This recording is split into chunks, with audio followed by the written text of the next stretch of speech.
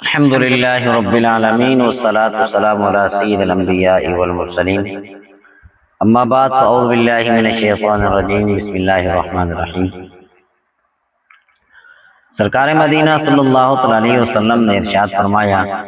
تم جب جہاں بھی ہو مجھ پر درود پاک پڑھو، تمہارا درود پاک مجھ تک پہنچ جاتا ہے۔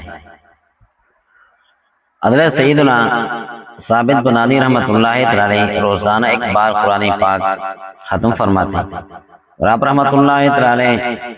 ہمیشہ دن کو روزہ رکھتے ہیں اور ساری رات قیام میں عبادت فرماتے ہیں۔ جس مسجد سے گزرتے ہیں اس میں دورے کا تحیت المسجد ضرور پڑھتے ہیں۔ تحدیث نعمت کے طور پر فرماتے ہیں کہ میں نے جامع مسجد کے ہر ستون کے پاس قرآن پاک ختم اور بارگاہ الہی عز و جل میں گریہ کیا۔ نماز اور تلاوت قرآن کے ساتھ ساتھ آپ رحمۃ اللہ علیہ کو خصوصی محبت تھی، اور آپ رحمۃ اللہ علیہ پر اللہ پاک کا ایسا کرم ہوا کہ رشک آتا ہے۔ چنانچہ وفات کے بعد دوران تدفین اچانک ایک اینٹ سرک کر اندر چلی گئی۔ لوگ اینٹ اٹھانے کے لیے جب جھکے تو یہ دیکھ کر حیران رہ گئے کہ آپ رحمۃ اللہ علیہ قبر میں کھڑے ہو کر نماز پڑھ رہے ہیں۔ آپ رحمۃ اللہ علیہ کے گھر والوں سے جب پوچھا گیا، سوال کیا،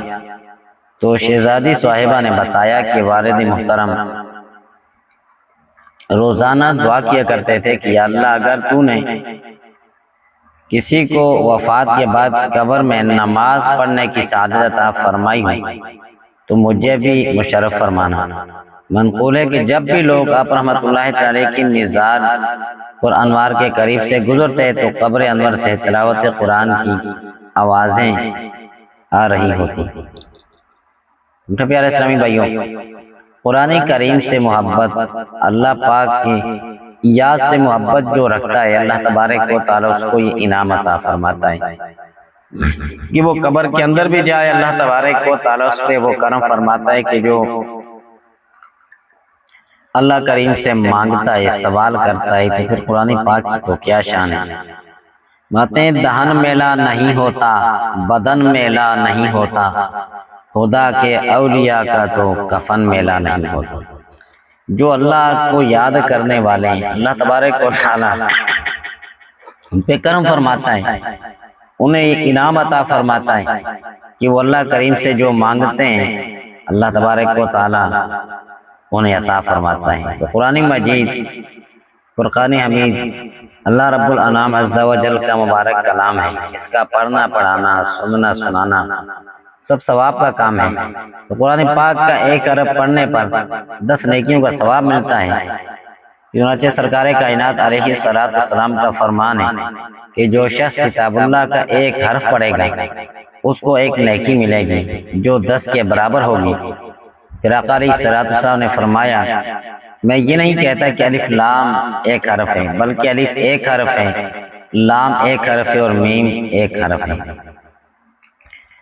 تو دوسری روایت میں آقا علیہ الصلوۃ والسلام کا فرمان اقدس نشان ہے کہ آقا علیہ الصلوۃ والسلام نے فرمایا، خیرکم من تعلم القرآن وعلمہ، یعنی تم میں سے بہترین وہ شخص ہے جس نے قرآن سیکھا اور دوسروں کو سکھایا۔ تو اب آقا علیہ الصلوۃ والسلام نے جس شخص کو بہتر کہا وہ دنیا کا کوئی علم سیکھنے والا نہیں، کوئی انجینئر، کوئی ڈاکٹر یا کوئی بڑا خان یا کوئی افسر، ایسا کوئی آدمی نہیں ہے کہ جس کے متعلق میرے آقا نے فرمایا کہ یہ شخص جو ہے نا بہترین ہے، بلکہ بہترین کا بتایا، بہتر کا بتایا تو اس کا کہ جو آقا علیہ الصلوۃ والسلام نے فرمایا قرآن جس نے سیکھا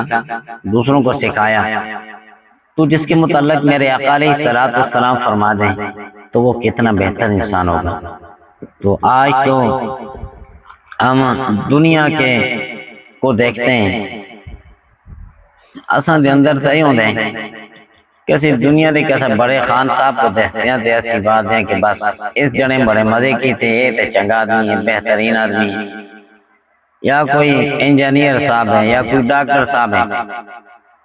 تے اس بیچارے دا بھی اے جی حال ہوندے مگر